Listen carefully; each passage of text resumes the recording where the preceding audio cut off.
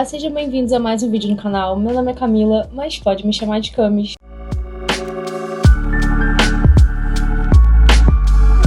E aqui é o local onde eu compartilho com vocês as minhas aventuras pela Ásia e especialmente aqui na Coreia do Sul, onde eu estou voluntariando por 3 meses. E no vídeo de hoje daremos continuidade às nossas aventuras em Jeju e também ao nosso último vídeo na Coreia do Sul. E antes de começar nossas aventuras, eu queria falar com vocês sobre algo que é muito importante e simbólico aqui na ilha de Jeju, que são as tangerinas. Mas o que tem de tão especial aqui nessa ilha que transformou essa fruta tão simples em um símbolo de riqueza, tradição, prestígio e até era ofertada ao rei? Bem, tudo começa com o clima. Jeju é um dos únicos climas subtropicais de todo o país. Enquanto todo o país enfrenta invernos mais rigorosos, aqui é mais ameno. E os verões são quentes e úmidos, as condições perfeitas para o cultivo da tangerina. Sem falar que toda a terra aqui ela é vulcânica, o que traz ainda mais nutrientes para deixar essa fruta ainda mais saborosa. Durante as dinastias de Goryeo e Joseon, enquanto essa ilha ainda era considerada uma região remota, a ilha precisava pagar tributos ao rei. Só que diferente do restante do país, justamente por causa da sua formação geológica e da terra, aqui não se era possível plantar arroz. Então, diferente de todo o restante do país que ofertava arroz,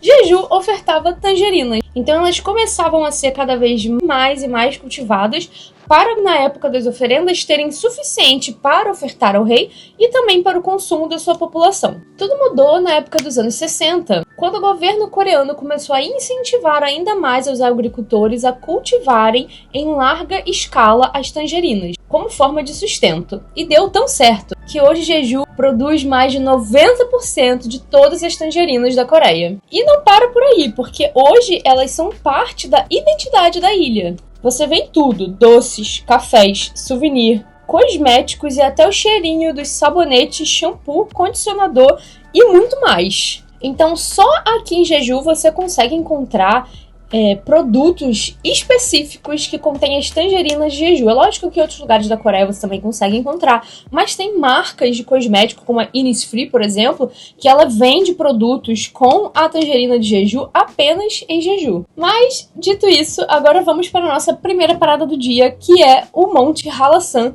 o famoso monte que fica bem no centro da ilha e é uma grande rocha vulcânica que tem vários outros montes pequenos e você pode fazer trilha na maior parte deles. E nós visitamos um dos menorzinhos, que tem uma infraestrutura muito boa e você consegue fazer toda a subida até o topo de escada. É bastante cansativo, principalmente porque já estava começando a ficar bem quente, então recomendo ir com roupas confortáveis, sapato confortável e leve também uma garrafinha de água. A vista lá de cima é incrível, além de você ter uma vista panorâmica da ilha, você consegue ver bem de frente o Hallasan, que é um vulcão escudo, como chamam, e é o ponto mais alto da Coreia, com 1947 metros de altura. Esse é chamado de Oreum, que são pequenos cones vulcânicos, pequenos montezinhos vulcânicos que surgem ao redor do monte principal do Hallasan. E a nossa próxima parada é o segundo lugar provavelmente mais visitado, mais fotografado de toda a ilha de Jeju, que são as formações de pedra de Jusanggyeoli. São colunas basálticas hexagonais formadas de forma perfeita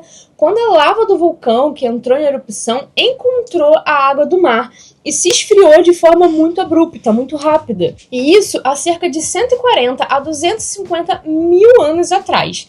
E o resultado é isso que a gente consegue ver. Parecem esculturas naturais, feitas mesmo à mão, de forma artesanal, mas não, foi tudo de fato feito pela natureza, com falésias de mais de 20 metros de altura e sons hipnotizantes das ondas. E esse mar azul encontrando essas pedras é realmente compreensível, porque esse é um dos lugares mais visitados e mais fotografados da ilha. E em 2005 foi declarado monumento natural e, além de ser uma aula geológica, é uma aula de arte da natureza ao mesmo tempo. E nossa próxima parada é na famosa Fonte das Sete Ninfas, ou Seoningyo. Com 128 metros, ela foi erguida sobre a mística Cheonggyeong, que é o Lago do Imperador Celestial, em 1984. Esculpidas em pedra, as 14 estátuas das ninfas, com cerca de 20 metros, tocam instrumentos que compõem um espetáculo ao anoitecer, quando as luzes realçam ainda mais o cenário do local. Dizem que as 7 ninfas desciam até a cachoeira para se banhar, Um ambiente que exala misticismo e beleza atemporal. E descendo cerca de 100 degraus, vocês chegam na parte inferior da ponte, dessa cachoeira lindíssima que infelizmente não é possível tomar banho, mas apenas apreciá-la. E depois disso nós fomos apreciar as primeiras flores de cerejeiras que estavam começando a abrir. E como eu disse no primeiro vídeo, eu fiz um passeio, né? Eu fiz um passeio num dia que circundou um lado da ilha e eu fiz outro passeio no outro dia que circundou o outro lado da ilha. E nesse vídeo eu estou realmente narrando os lugares que eu fui durante esse passeio. Esse local exclusivo não estava incluído no roteiro do passeio, mas nosso guia resolveu parar rapidinho nesse riacho, que se chama Daeongsucheon, que é um lugar que não faz muito parte dos roteiros turísticos e é mais os locais da ilha que conhecem. E eles costumam vir aqui toda primavera para ver a abertura das cerejeiras em flor. Então ele muito carinhosamente trouxe-nos aqui para a gente poder apreciar esse espetáculo.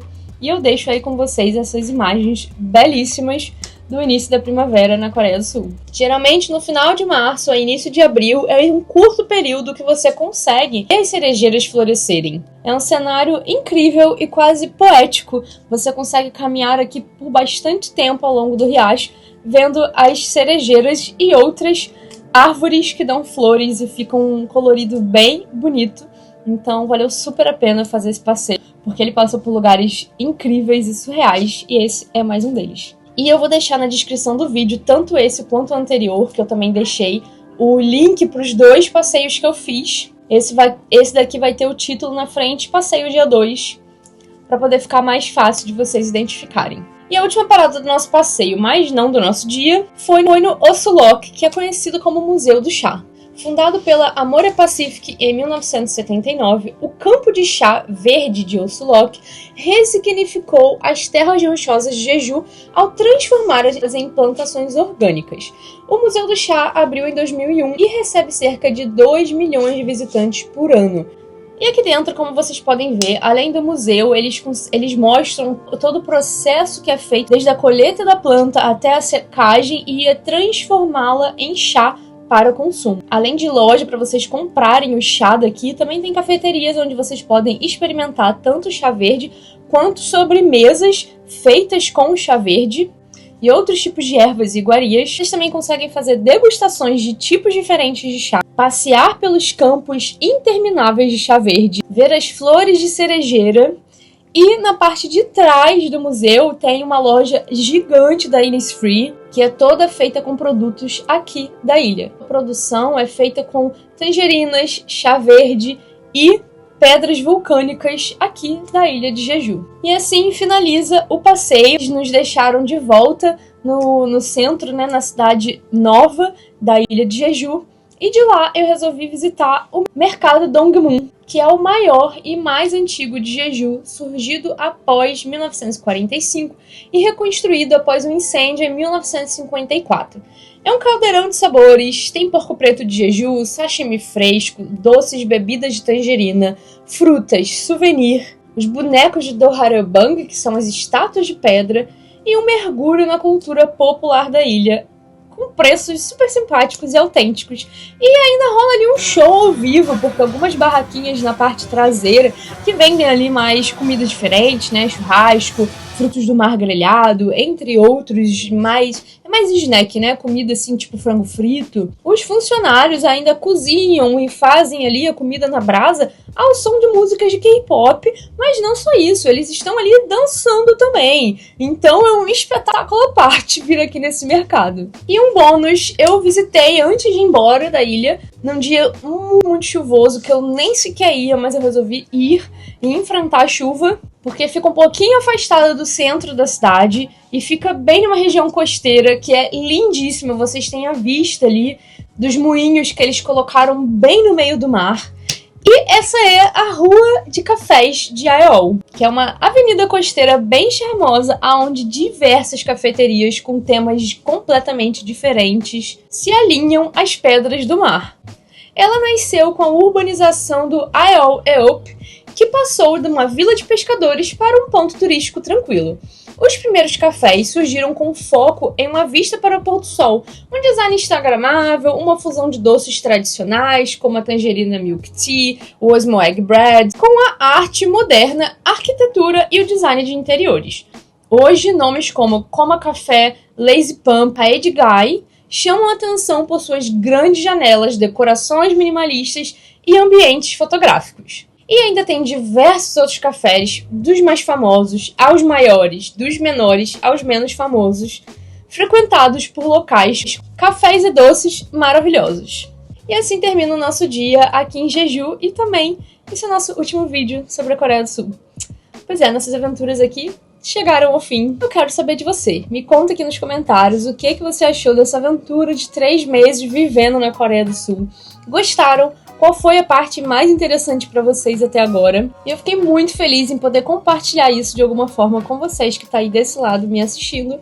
Espero que vocês tenham sentido como se fizessem parte, né? Como se estivessem aqui passeando comigo pela Coreia do Sul. Eu agradeço a você que está aí desse lado assistindo e a sua companhia. Não esquece de deixar o seu like, compartilha com um amigo que tem a intenção de vir aqui e explorar a Coreia do Sul. Não esquece de se inscrever no canal, ativar o sininho para não perder nenhum vídeo meu, porque a Coreia do Sul terminou, mas as nossas aventuras aqui pela Ásia, não. O meu mochilão, na verdade, começa agora. Então, te vejo no nosso próximo destino. Tchau!